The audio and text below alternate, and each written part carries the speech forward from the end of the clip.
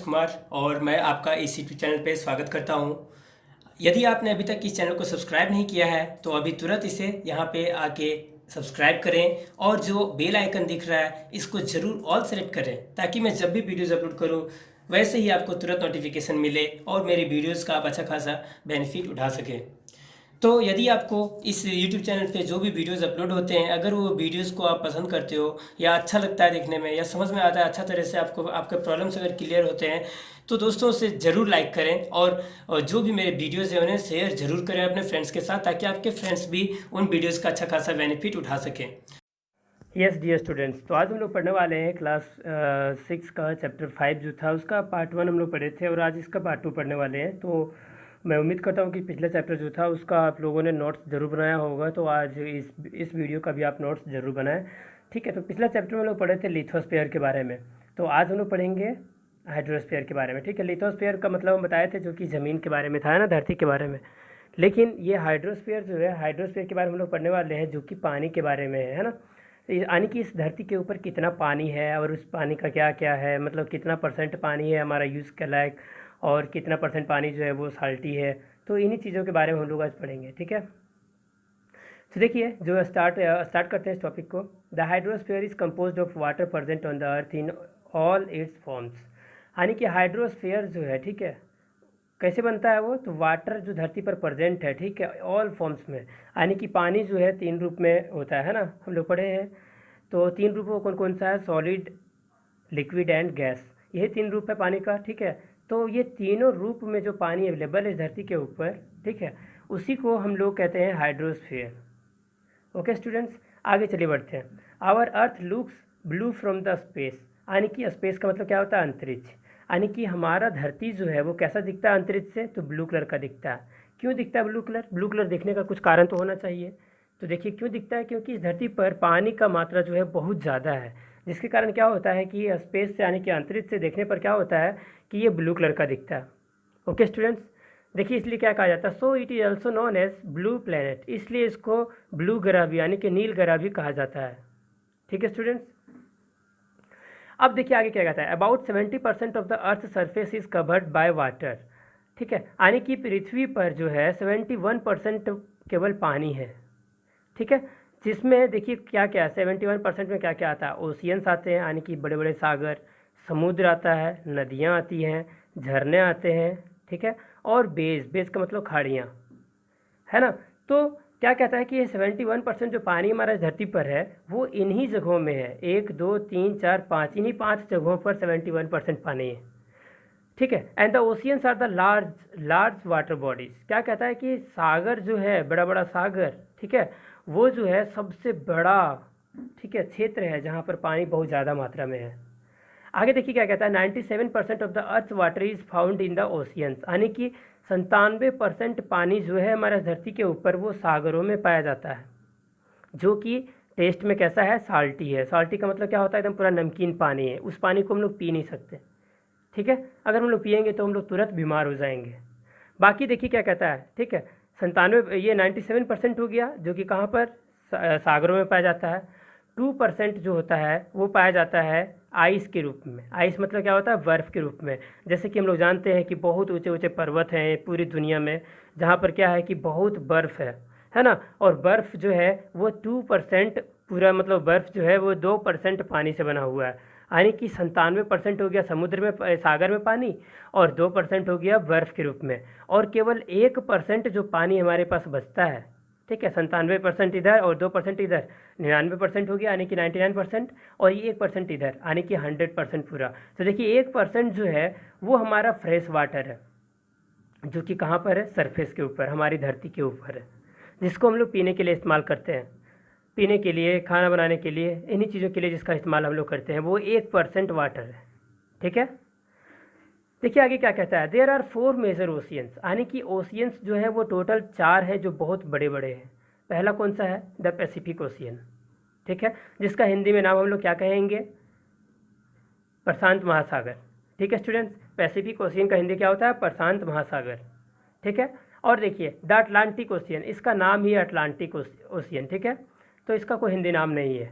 इसके बाद है इंडियन ओशियन, यानी कि हिंद महासागर। इसका नाम क्या है? हिंद महासागर। इंडियन ओशियन का मतलब क्या हुआ? हिंद महासागर। ठीक है। और देखिए एक चौथा नंबर का जो है द आर्कटिक ओशियन, इसका नाम भी यही है, आर्कटिक ओशियन ही है, इसका हिंदी में कोई नाम नहीं है। तो ये चार जो है बड़े बड़े से ओशियंस हैं, चार बड़े बड़े महासागर हैं। ठीक है, तो हम लोग इनको जो है डिटेल में पढ़ेंगे। देखिए पहला नंबर द पैसिफिक ओशियन। ठीक है, it is the largest of all the oceans, यानी कि पैसिफिक ओशियन जो है वो सबसे बड़ा है। जितनी सारी ओशियंस हैं धरती के ऊपर महासागर, उन सारे महासागरों में से सबसे बड़ा महासागर है ये। It's area is even more than the combined areas of all the continents. क्या कहता है कि पैसिफिक ओशियन जो है यानी कि प्रशांत महासागर जो है, ठीक है, वो इतना बड़ा है कि जितना हमारा पूरा कंटिनेंट्स है, यानी कि टोटल 7 कंटिनेंट्स है ना, 7 महादेश हम लोग पढ़े थे इसका पिछला वीडियो में, 7 महादेश है। तो उन 7 महादेश का धरती को अगर मिला दिया जाए पूरा, ठीक है, तो उतना बड़ा केवल पैसिफिक ओशियन है। ठीक है, it is also deepest ocean. और क्या कहता है कि पैसिफिक ओशियन जो है, ठीक है, वो सबसे ज़्यादा डीपेस्ट है, यानी कि सबसे ज़्यादा गहरा है। और देखिए क्या कहता है, the Marina trench. Marina trench का मतलब क्या होता है? ट्रेंच का मतलब होता है खाड़ी। ठीक है, ट्रेंच का मतलब खाड़ी। देखिए क्या कहता है कि मरीना खाड़ी जो है, ठीक है, वो सबसे गहरा है। कहाँ पर? पैसिफिक ओशियन में जो कि है। ठीक है, अब देखिए कुछ खास है ये वीडियो में। देखिए क्या है, ये है मरीना ट्रेंच, यहाँ पे सबसे ज़्यादा गहरा यहीं पे है। और देखिए क्या कहता है, ये जो था हमारा पैसिफिक ओशियन जो है ये कंप्लीट हो गया। ठीक है, ये जो है हम लोग को याद रखने का जो सबसे बड़ा बात है इसमें, वो क्या है कि Pacific ocean is the largest ocean.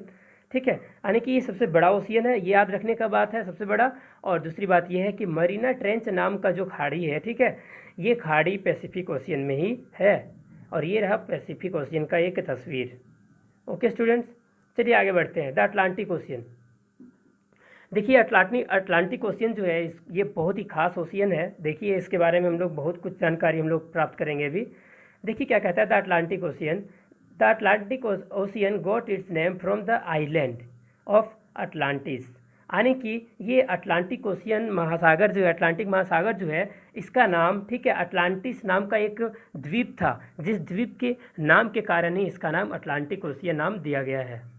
ठीक है, it is half the size of the Pacific ocean, यानी कि प्रशांत महासागर जितना बड़ा है, ठीक है, उसका आधा है ये। यानी कि अटलांटिक महासागर जो है वो कितना बड़ा है, तो पैसिफिक ओशियन जो है, जो कि सबसे बड़ा ओशियन है, तो उसका आधा साइज का अटलांटिक ओशियन है। ठीक है स्टूडेंट्स, आगे देखिए क्या कहता है, this ocean is flanked by North America and South America, यानी कि यह जो सागर है, यानी कि अटलांटिक महासागर, ठीक है, ये फ्लैंक्ड है, मतलब कि पूरा फैला हुआ है। कहाँ कहाँ फैला हुआ है? नॉर्थ अमेरिका और साउथ अमेरिका, इन्हीं 2 जगहों के बीच में पूरा फैला हुआ है। It is the second largest ocean after Pacific ocean, यानी कि क्या कहता है कि अटलांटिक ओशियन जो है वो सेकेंड लार्जेस्ट है, यानी कि दूसरा नंबर पे आता है ये सबसे बड़ा महासागरों में से। ठीक है, today the Atlantic ocean is the busiest ocean and has some of the largest harbours.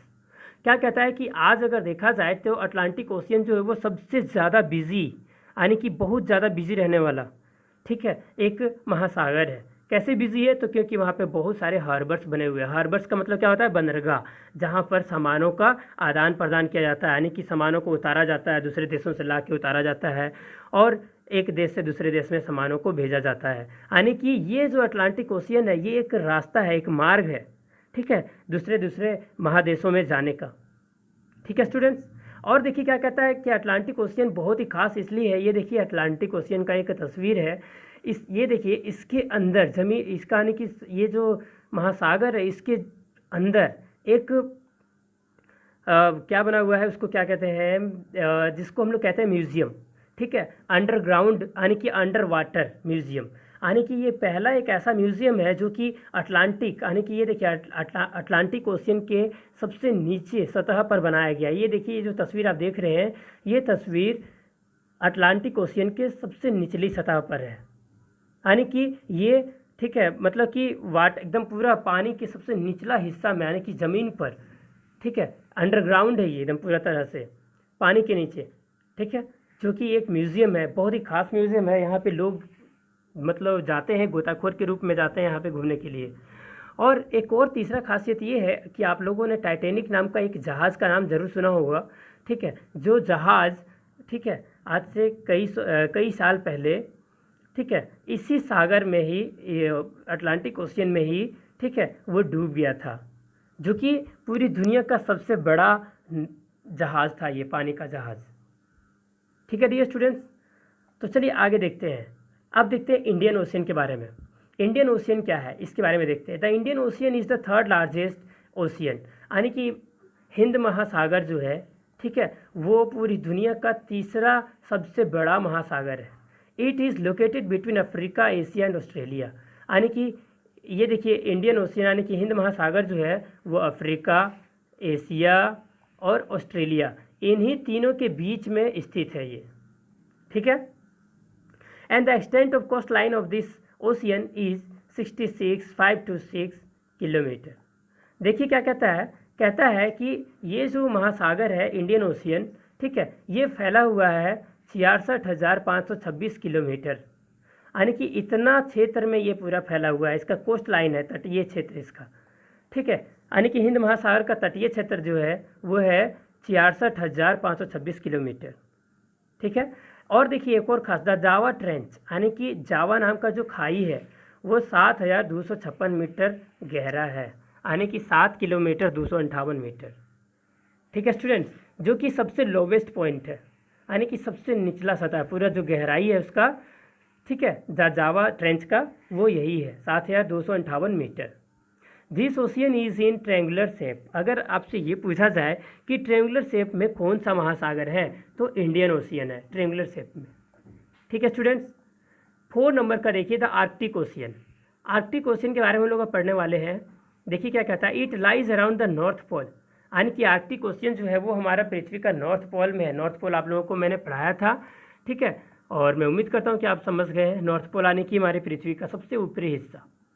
ठीक है, तो ये जो आर्कटिक ओशियन है वो नॉर्थ पोल में है। एंड नॉर्थ अमेरिका, देखिए, Europe and Asia are the 3 continents that border this ocean in the south.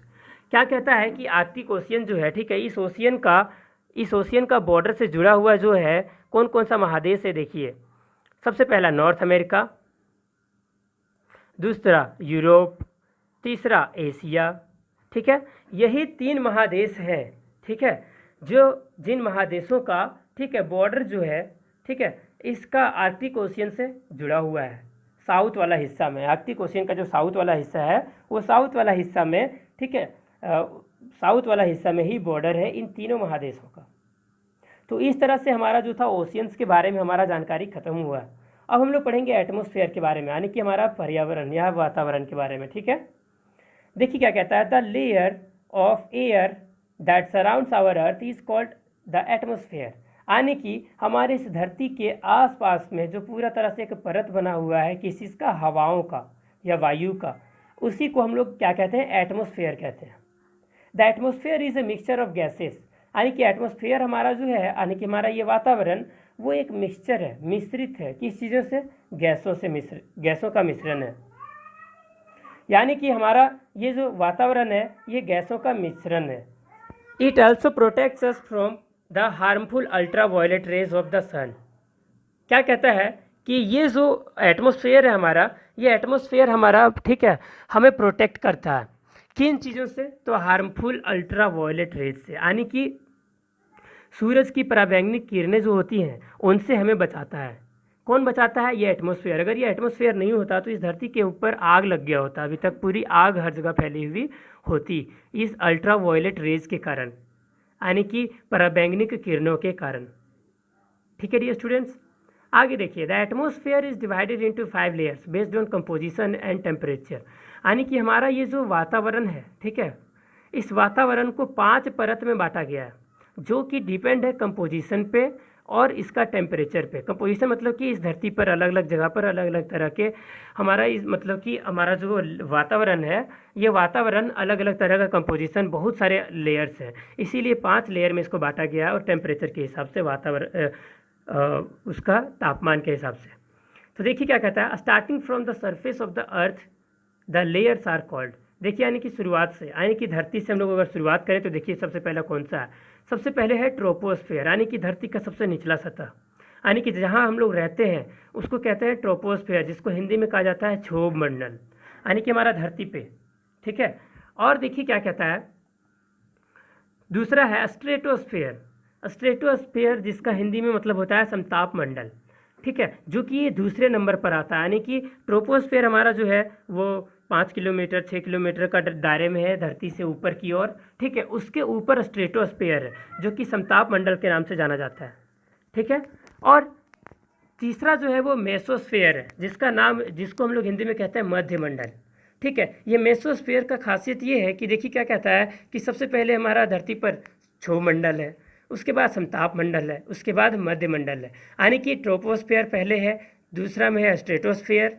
यानी कि मान लीजिए कि 5 किलोमीटर हमारा धरती से ऊपर, ठीक है, ट्रोपोस्फेयर, फिर 5 किलोमीटर ऊपर स्ट्रेटोस्फेयर, फिर वहाँ से 5 किलोमीटर ऊपर मेसोस्फेयर, ठीक है, और उससे 5 किलोमीटर ऊपर थर्मोस्फेयर जिसका नाम है बाह्य मंडल, ठीक है। और उसके बाद 5 किलोमीटर और ऊपर एक्सोस्फेयर है, ठीक है, जिसको हम लोग कहते हैं बहिमंडल।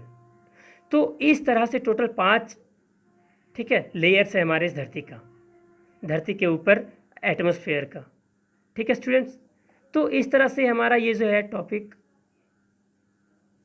ख़त्म होता है, और मैं उम्मीद करता हूँ कि आप इस टॉपिक को अच्छे तरीके से आप समझ गए और बहुत ही अच्छा से समझ में आ गया आपको।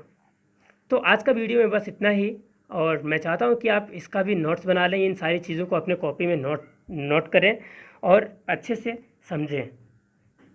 तो आगे का वीडियो में हम लोग नेक्स्ट चैप्टर पढ़ेंगे, और आज का वीडियो में बस इतना ही।